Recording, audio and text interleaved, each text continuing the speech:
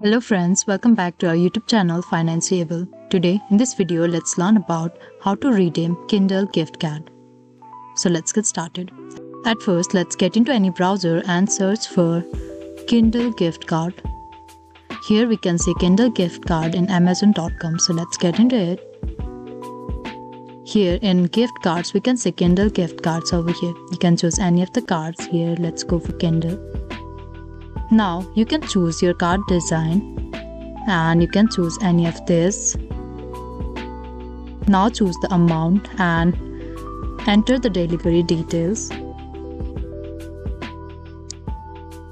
Now enter the delivery date. Now when this all is completed, now click on buy now. Here we need to choose the payment method. You can choose your credit or debit card, or other methods like amazon.com card or BIMCO account also can be used. After you are done with choosing the payment method, click on use this payment method over here and the gift card will be redeemed. So this is it. This is how we can redeem Kindle gift card. I hope you like the video. Please do like and subscribe. Thanks for watching.